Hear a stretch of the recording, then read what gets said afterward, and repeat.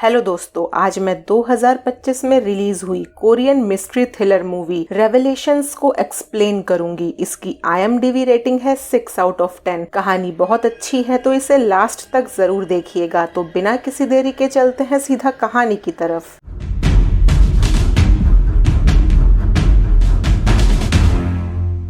कहानी की शुरुआत आयंग नाम की एक लड़की से होती है। योंगरे नाम का एक आदमी आयंग का पीछा करते हुए उसके चर्च तक पहुंच जाता है। योंगरे की मुलाकात फादर संग मिन चान से होती है। प्रार्थना सभा के बाद मिन चान उससे बात करता है, उसे कॉफी और एक जैकेट देता है ताकि वो उसके चर्च का मेंबर बन जाए। लेकिन तभी मिन चान को उसके प्राइवेट इन्वेस्टिगेटर से फोन आता है। वो उसे बताता है कि उसकी पत्नी का अफेयर चल रहा है। जब तक मिन चान योंगरे के पास वापस पहुंचता है, योंगरे वहां से निकलने की कोशिश कर रहा था। मिन चैन उसे उसके शूज पहनाता है। तब उसे पता चलता है कि योंगरे एक क्रिमिनल है और उसके पैरों में एक एंकल मॉनिटर लगा हुआ है। मिन चैन अपने चर्च के प्रमोशन के लिए इतना डेस्परेट था कि वो उसे फिर भी अपने चर्च में इनवाइट करता है। वहीं आयोंग, जो अपने दोस्तों के साथ उस चर्च से निकल के एक स्टोर में गई थी, उसकी मुलाकात योन हुई से होती है जो थोड़ी बीमार लग रही थी।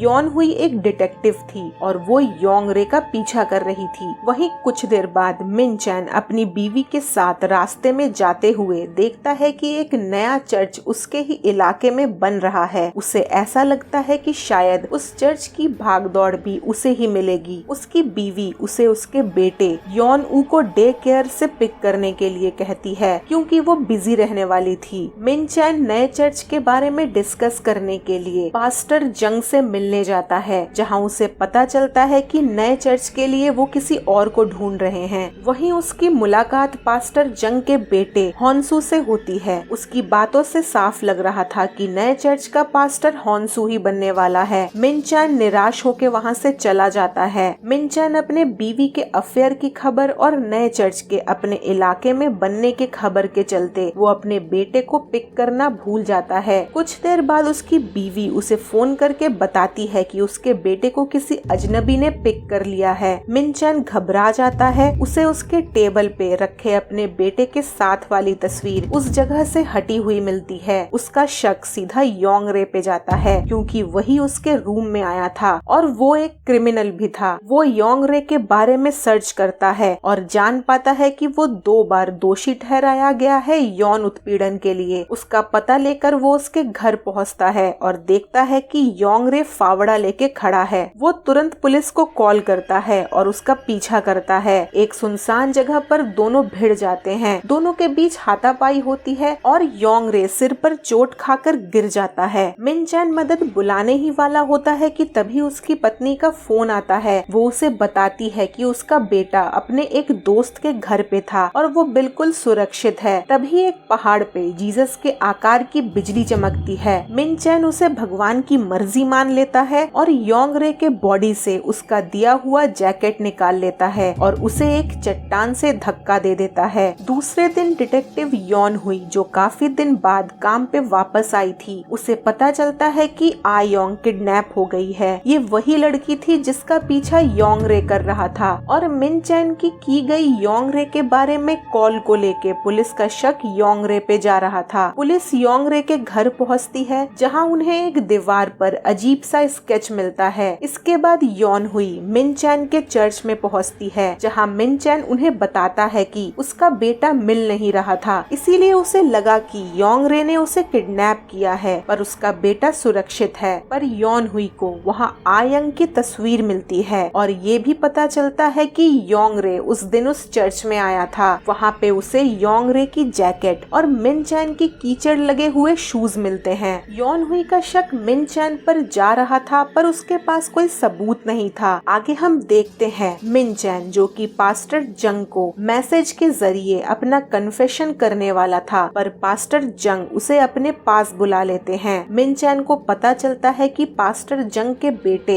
हॉन्सू, जिसे नए चर्च की भागदौड़ सौंपी जाने वाली थी, उसका अफेयर चल रहा था। इसीलिए पास्टर जंग अपने बेटे को कहीं बाहर भेजने वाले थे और उस नए चर्च को वो मिन चैन को सौंप देते हैं। मिन चैन को फिर से जीसस की आकृति दिखती है। मिन चैन जो अपना कन्फेशन करने वाला था, उसे लगने लगता है कि ईश्वर शायद नहीं चाहता कि वो अपना जुर्म कबूले। वो चुपचाप नए चर्च को संभालने की जिम्मेदारी ले लेता है। आगे हम योंगरे के साइकियाट्रिस्ट ली नाक सेओंग को पुलिस स्टेशन में देखते हैं, जिनका कहना था कि योंगरे ने उसकी सारे सेशंस को अटेंड किया है और वो ठीक भी होने लगा था, पर अचानक से उसने एक और क्राइम कर दिया। वो उस स्केच के बारे में पूछता है जो पुलिस को योंगरे के घर के दीवार से मिली थी, पर पुलिस नहीं बता पाती ये स्केच योंगरे ने कब बनाया है। हम आगे योन हुई को देखते हैं, जो कि उस साइकियाट्रिस्ट को देख के अपने बहन को याद करती है। असल में योन हुई की छोटी बहन भी योंगरे का शिकार हुई थी। जब उसकी बहन अकेले अपने अपार्टमेंट में रहने जाती है, तब योंगरे उसे उसके ही घर पे किडनैप करके उसके साथ कई दिनों तक गलत करता है, पर साइकियाट्रिस्ट ली नाक सेओंग ने ही योंगरे को बीमार बता के पुलिस से छुड़वा लिया था। यहाँ योंगरे के स्टेप फादर उसे बचपन में टॉर्चर करते थे, जिसके निशान आज तक योंगरे के बॉडी पे थे। यहाँ तक कि उसे सेक्सुअली हरास भी किया गया था। उसके सिर पे कई चोट के निशान थे और 10 साल से टॉर्चर सहने के बाद योंगरे के दिमाग पर असर पड़ा था और वो इसीलिए दूसरों के साथ भी वही करने की कोशिश करता था। ये सारी बातें नाक सेओंग के कोर्ट में बताने की वजह से योंगरे को छोड़ दिया गया था और इसी सदमे में योन हुई की बहन ने खुदकुशी कर ली थी। वहीं पुलिस को पता चलता है कि योंगरे ने अपने घर के आसपास के सारे सीसीटीवीज को तोड़ दिया था, जिसके वजह से उसके लोकेशन का पता चलना मुश्किल हो रहा था। पर पुलिस को उसकी कार एक सुनसान जगह पर मिली थी। वहाँ मिन चैन आयोंग के माँ के साथ पहुँचता है, जहाँ पे वो गलती से पूछ बैठता है कि क्या उन्हें कोई बॉडी मिली है। ये सुन के योन हुई का शक उस पे और बढ़ जाता है। नेक्स्ट डे मिन चैन अपनी बीवी को एक ओल्ड एज होम के एक इवेंट में छोड़ने जा रहा था। जाते हुए वो अपनी बीवी से उसके अफेयर के बारे में कन्फेस करवा लेता है। उसकी बीवी उसे और भगवान से माफी मांगती है, जिसके बाद वो अपनी बीवी को माफ कर देता है और उसे इवेंट पे छोड़ने जाता है। रास्ते में उन्हें एक खराब एम्बुलेंस दिखती है। बाद में मिन चैन को पता चलता है कि उस ओल्ड एज होम में एक घायल आदमी कल रात ही आया है। उसे समझ आ जाता है कि ये आदमी और कोई नहीं योंगरे ही है। वो उसे किडनैप करके अपने साथ ले जाता है। जिस एम्बुलेंस को उन्होंने रास्ते पे देखा था, वो योंगरे के लिए ही आ रही थी, पर योंगरे के अचानक से गायब होते ही वहाँ पुलिस को बुलाया जाता है। योन हुई वहाँ पे मिन चैन की बीवी को देख लेती है। उसका शक फिर से मिन चैन पे जाता है, पर उसके पास कोई सबूत अभी भी नहीं था। उस ओल्ड एज होम का सीसीटीवी कैमरा भी खराब था और जिस बूढ़े पेशेंट ने मिन चैन को योंगरे को ले जाते देखा था, वो अपनी एज के चलते चीजें भूल जाता था। हम आगे मिन चैन को योंगरे को एक सुनसान बिल्डिंग में ले जाते देखते हैं। वो उसे मारने वाला था, पर योंगरे उसे बताता है कि आयोंग जिंदा है, पर मिन चैन ये मान चुका था कि आयोंग मर चुकी है। वो योंगरे को बांध के वहाँ से चला जाता है। उसने आयोंग के लिए एक प्रार्थना सभा रखी थी। वहाँ वो उसकी आत्मा की शांति के लिए प्रार्थना करता है, पर आयोंग की माँ इस बात को एक्सेप्ट नहीं कर पाती है कि उसकी बेटी मारी जा चुकी है। वहीं योन हुई को मिन चैन के कार के टायर्स पर सहतूत लगे मिलते हैं। वो एक सहतूत के बगीचे के पास एक बिल्डिंग को ढूंढ निकालती है और उसे वहाँ पे योंगरे मिलता है। वो उसे मारने ही वाली थी, पर योंगरे उसे बताता है कि आयोंग जिंदा है और अगर वो मारा गया तो उसके साथ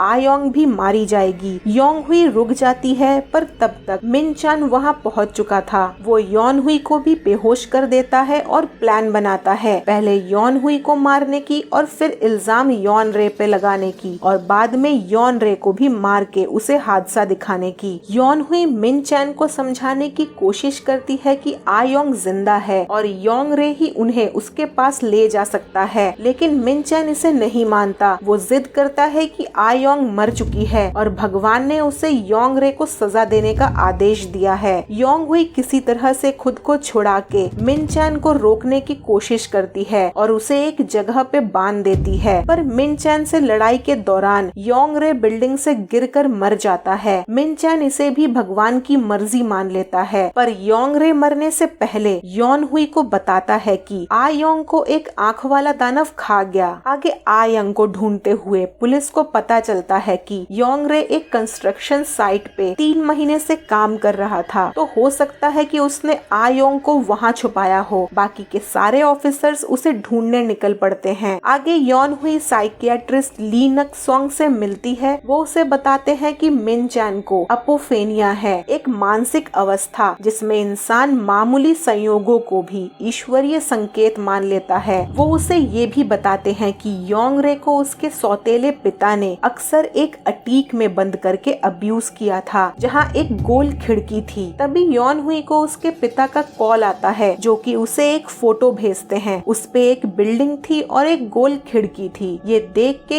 यॉन हुई समझ जाती है कि योंगरे के लिए एक आंख वाला राक्षस और कोई नहीं, वो एक सर्कुलर विंडो है। वो तुरंत अपने पार्टनर को योंगरे के काम करने वाले साइट पे एक सर्कुलर विंडो वाला घर ढूंढने को कहती है। जैसे ही उसे उस घर का लोकेशन मिलता है, वो वहाँ पहुँच जाती है। उस घर को तोड़ा जा रहा था और आयोंग उस घर के अटीक में बंधी हुई थी। यॉन हुई सही समय पे वहाँ पहुँच के आयोंग को बचा लेती है। लास्ट में यॉन हुई जेल में मिन चान से मिलने जाती है और उसे बताती है कि आयोंग जिंदा है। यह सुनकर उसका विश्वास हिल जाता है। वो अपने रूम की दीवार पर जीसस की तस्वीर देख पाता है, जिसे वो मिटाने की कोशिश करता है, जो धीरे धीरे शैतानी चेहरा बन जाता है। वो रोता भी है और मुस्कुराता भी है, मानो खुद से ही लड़ रहा हो। पूरी फिल्म में यॉन हुई अपनी मरी हुई बहन योनजू को देखती रहती है। योनजू योंगरे से बच गई थी, लेकिन सदमे के वजह से सुसाइड कर लेती है। यॉन हुई खुद को दोषी मानती थी और आयोंग के अपहरण का गुनाह भी अपने ऊपर ले लेती है। कई बार उसकी बहन की छवि उसे उकसाती है कि योंगरे को मार दे, लेकिन वो रुक जाती है क्योंकि आयोंग को ढूंढना ज्यादा जरूरी था। लास्ट में जब वो